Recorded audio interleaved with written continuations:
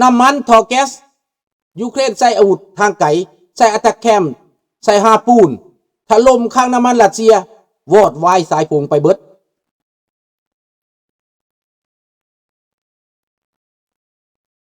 อันนี้ยังบ่แน่นอนโปรตีนมาอาจจะต่อรองว่าอยากได้ดินแดนนั่นแต่ลุงว่ายูเครนบ่ยอมดอกยูเครนเขาต้องตีไปจนได้เขาต้องคือไปจนได้เดี๋ยวนี้เขาคือเข้าไปแล้วดิเขาล้อมเขาปิดล้อมรัสเซียไว้เลยดิปิดล้อมรัสเซียไว้อยู่ในเขตพอกอบโดเนตเคอร์เซนเขาปิดล้อมคันเขาสิเสียดินแดนเขาอาจจะเสียลูฮันสิเป็นเขตกบฏนั้นเขาอาจจะเสียตัวนั้นเขาอาจจะเสียไครเมียแต่ในตอนนี้ไครเมียปรากฏว่าประเทศตุรกีซอยไครเมียนี่นะเขาอาจจะอยากได้ไครเมียคืนมาอาจจะเสียไปส่วนหนึ่ง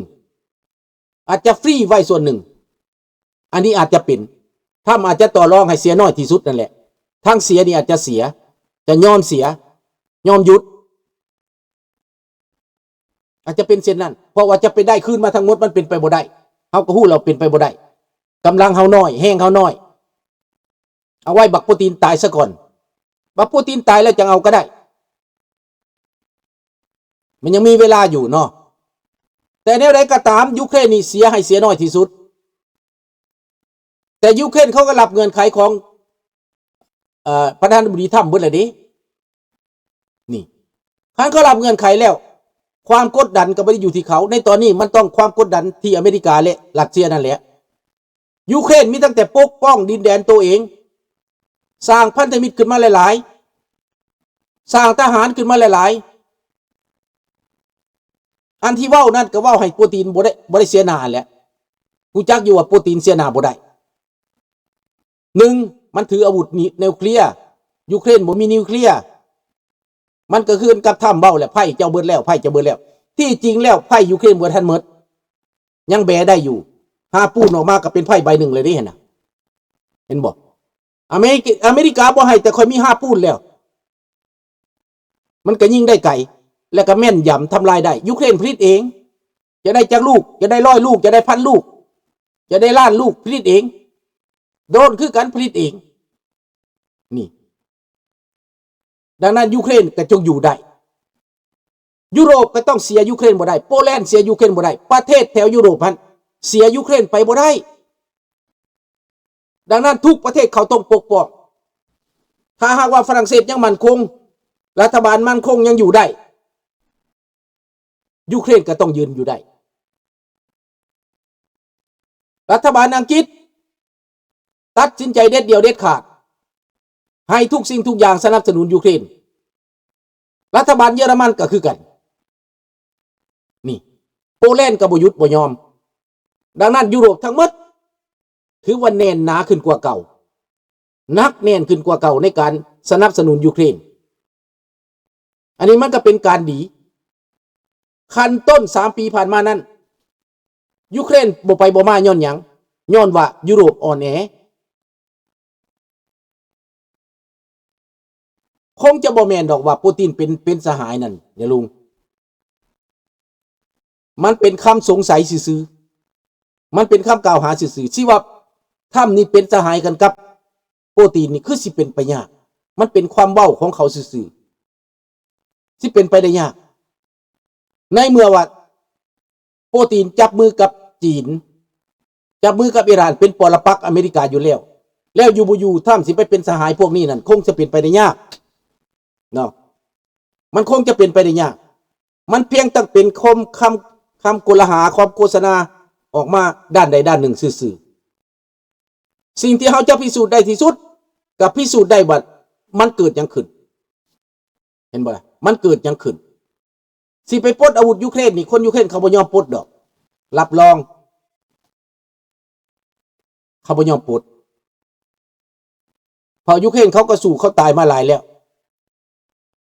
เขาเสียมาหลายแล้วเขาเสียสละมาหลายแล้วยุโรปก็บ่ยอมอีกในตอนนี้ยุโรปก็พยายามปรึกษากันแคนาดากับยุโรปก็ปรึกษากันเห็นบ่ล่ะเขาจะเฮ็ดจังได๋นายกแคนาดาก็บินไปฝรั่งเศสพุ่นเด้มื้อนี้น่ะพบกันแล้วเขาสิว่าจังได๋เสียงเดียวนั่นแหละมันจะออกมาพร้อมเป็นหนึ่งเดียวกันนั่นแหละ ยุโรปอเมริกาเหนือก็ต้องเป็นหนึ่งเดียว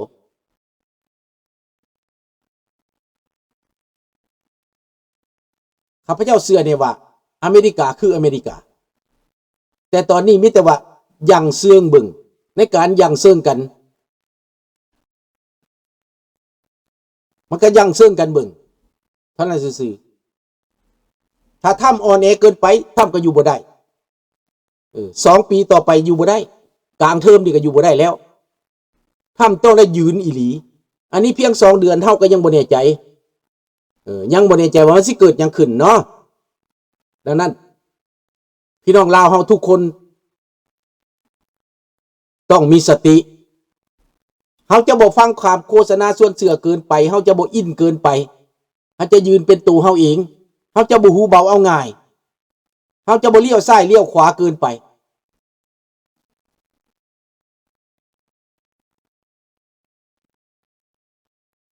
เดี๋ยวนี้เมียของเราตายแล้วเด้อเราเป็นเสื้อทางอ้ายของเจ้า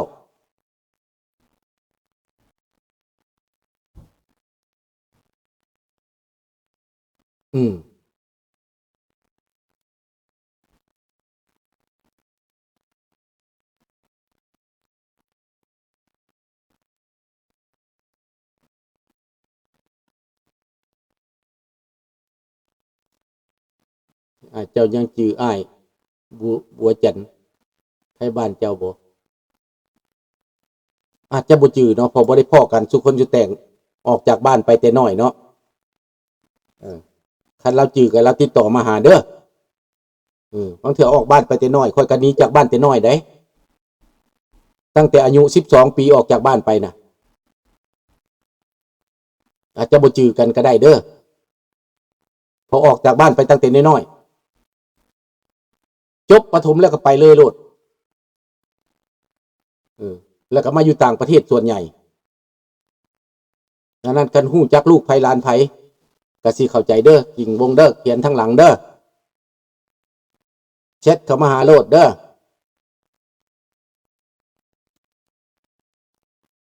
ให้เราเฮาแล้วเอา Facebook ข่อยก็ได้เด้อ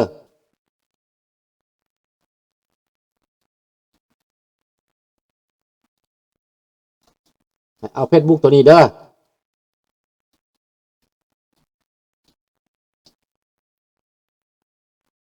มีรูปท่านหลวงกันเด้อติดต่อเข้ามาให้เราติดต่อเข้ามา Facebook ตัวนี้เด้อคันเราอยากรู้จักกันเด้อเป็นพี่น้องกันบ่ติดต่อกันมันบ่รู้จักได้พี่น้องกัน3 ปีบ่แวเป็นผู้อื่นเพิ่นเว้านะเนาะก็เป็นสำนั้นแหละพี่น้องดังนั้น Trump play big game because Trump have big business in Russia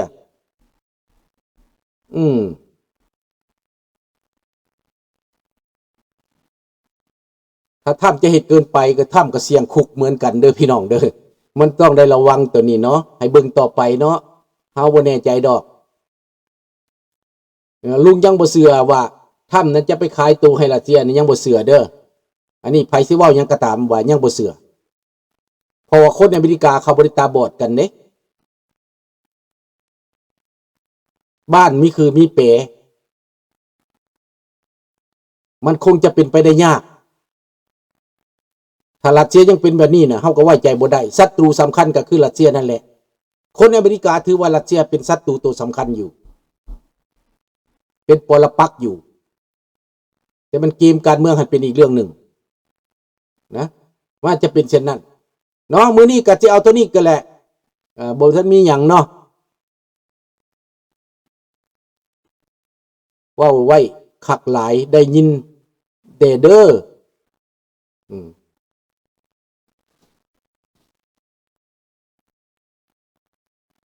คิดว่าในไวๆนี่เฮาจะฮู้จักว่าอันใดเป็นอันใดถ้ำคงจะรู้ตัวคะแนนของถ้ำลดลงเนอะแน่นอนโลดต้องมีการปรับขนาดใหญ่อีกลุงเชื่อว่าต้องมีการปรับขนาดใหญ่ ในขณะรัฐบาลของถ้ำในเมื่อเสียงมันเป็นแบบนี้ผลมันออกมาแบบนี้มันบ่ดีผลงาน3 เดือนแรกบ่ดีนะแปลว่าถ้ำต้องได้ประเมินใหม่คนลาวขับรถมาหนองคายไปอุดรถูกปรับ3 เทื่อ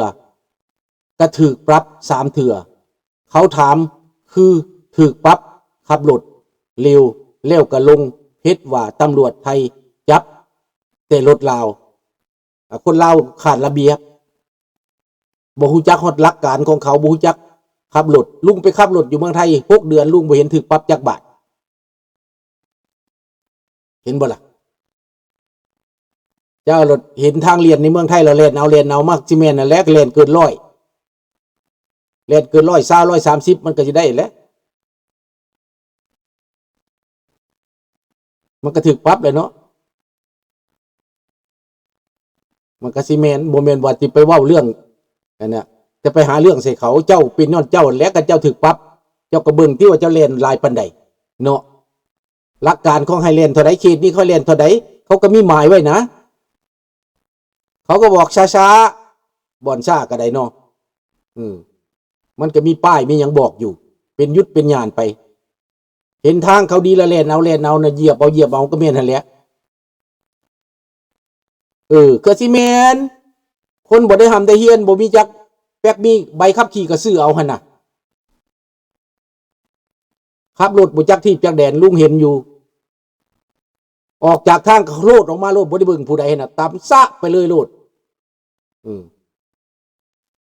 อยู่ในแคนาดานี่จะไปเขตบ้านเขตเมืองเขตโรงเรียนเขานี่เขาพรเ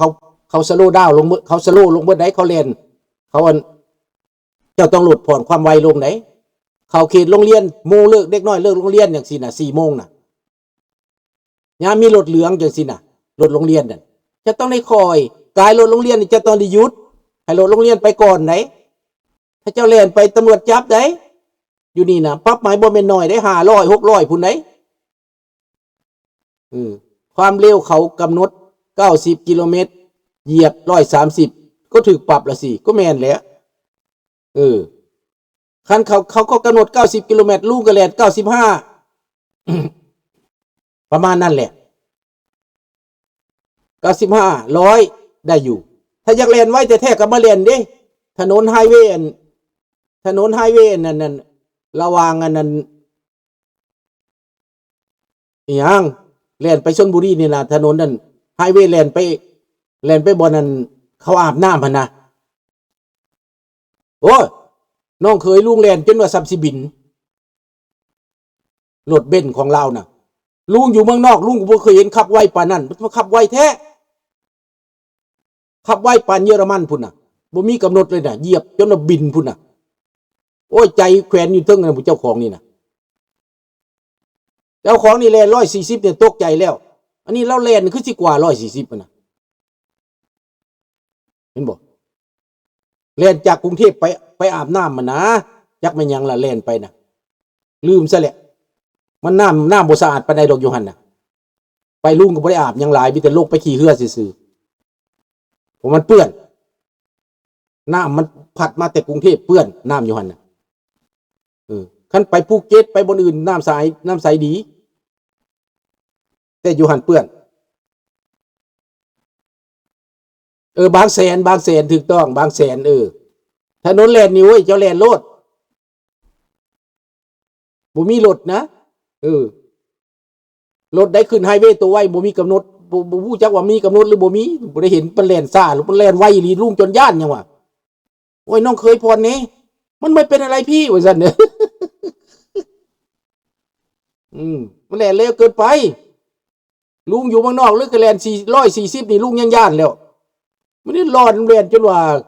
หูดับตับใหม่จะคิดว่ามันบินไปคักๆโอ้ยตายกูตายบัดนี้แล้ววะคือว่าเลยรถเบนซ์ใหม่ๆเนาะมันก็บ่มีสะเทือนหยังแหละ